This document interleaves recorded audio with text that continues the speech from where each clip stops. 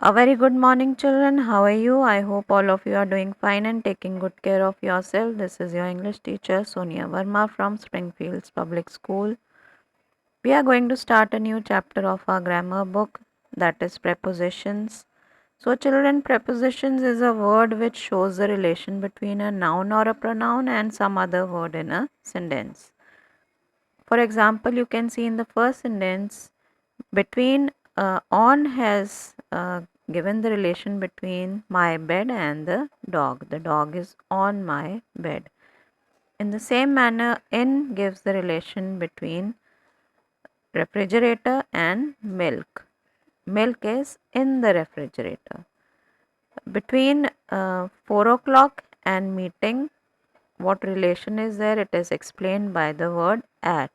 So, at is a preposition. So, in the same manner, you can read all the given sentences, how the preposition, it shows the relation between any noun or pronoun and some other word in a sentence.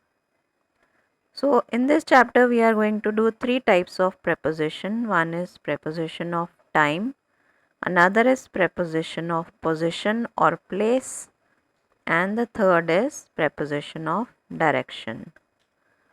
So let us start from our book on page number 116. What preposition of time is. So many prepositions, they can be used to denote time. It can be on, before, during, till, after, at. So all these are different prepositions of time, and how they are supposed to be used properly in a sentence, that is going to be explained in this chapter. Let us come to the first type, that is at, on, in. At usually denotes a definite point of time but can also be used for indefinite periods. So all these different phrases are given. Along with these phrases, we use all these given prepositions. For example, at 3 o'clock, at midnight, at Christmas, at Diwali. Then come to the next part, that is B part. On is used with days and dates. On Monday, on 5th December. Then come to the C part. In is used with parts of the day, month, year, season. So with parts of the day, month, year, season, we use in. In the morning, in the afternoon, in summer, in March, in 2010. Now come to the D part. In is also used with the future tense to show the period in which an action will happen. In 2 hours, in few minutes. Let us move on to the next preposition, that is by, which is used as a preposition of time. When we are using by as a preposition of time, it denotes the latest time by at which an action will be over. The show will be over by 6 p.m. Then say since and for, which we will be doing later. Then let us come to from. It denotes the starting point of an action. It is almost always used with to or till or until. The examination will be held from 8 a.m. to 12 p.m. So students, the exercises are given. You can try to do the exercises. Let us move on to the next preposition, that is preposition of position or place. So you can see different pictures are given here, along with which phrase we use which preposition, that is also given. In the bag, at the window, on the table, beside the table, near the wall, behind the curtain, beyond the river, above the hills, over the man, below the painting, under the table, between the boys, between two boys, among the birds, among many birds. There we use among. on the left, in the middle, at the front, on the right. So you can see the visual depiction of all these different prepositions. Now come to at and in when they are used as preposition of place. At has the idea of a point. At also conveys general idea of general neighborhood. In conveys the idea of something contained, as you can see in these examples. Between is used with two persons or things. Among is used with more than two. Then see the difference between on and upon. Both on and upon can be used while speaking of things at rest. Upon is used with things in motion. Then come to the other prepositions of place. Difference between above and over. Both of them mean higher than. Sometimes we can use either of them, but over can also mean covering or vertically above. Then come to below and under. Both below and under they mean lower than. Sometimes they can be used either of them, but under also means vertically below. Under also has the idea of contact. When something is touching, there we use under. Below is also used in measurements to suggest the idea of being lower than. Now let us move on to since and for, which we had used as prepositions of time.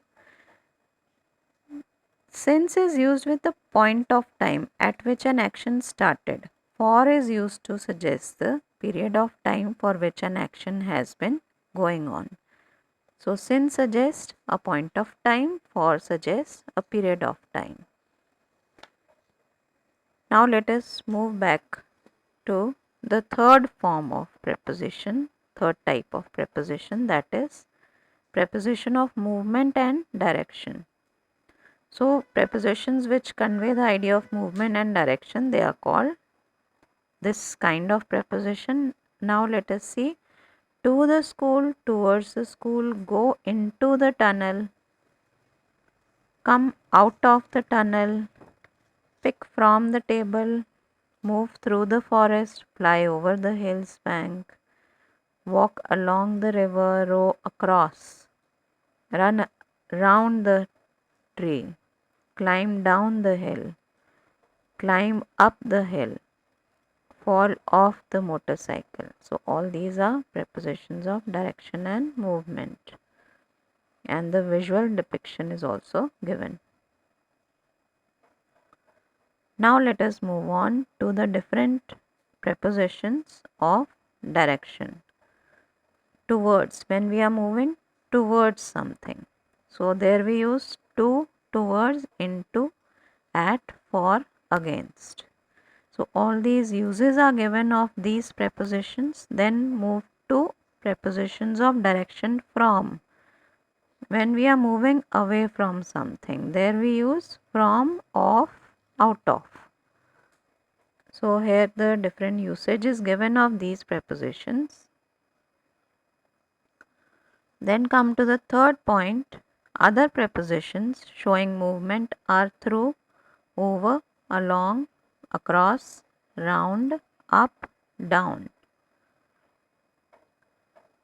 You can see the examples also. We travel by car, by bus, by train. We walk on foot, we ride on horseback, we go on a bicycle. So all these different phrases you need to read and go through them again and again thoroughly, so that you have a correct idea of how to use them, where to use them. Now come to correct use of certain prepositions. By, with. By is used to express the agent or doer of an action. With relates to the instrument with which the action is done. The burglar was beaten by some stranger with a stick.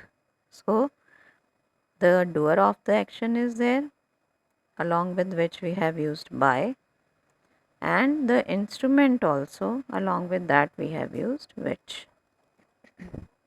After n. After is used to denote some period of time in the past. N is used to show some period of time in the future. You can go through the examples and have a clear idea of the use of these prepositions. Then beside and besides is there. Then some words are given. Verbs of command, request, invitation, advise normally do not take the preposition to after them. Such verbs are advise, ask, beg, command, encourage, invite, tell, request, warn. For example, we say she advised me, not advised to me. Then come to the last topic, on time, in time. At the arranged time, not before, not after. There we use on time. In time, not late. In a particular period of time with a comfortable margin. So that is all for the chapter, children. Do the book exercises of this chapter. I am also sending you one unseen comprehension which you will be writing down only the answers either in your assignment sheet or in your practice notebook. I am also sending you assignment of prepositions. Do it in your language notebook. Thank you. Have a nice day.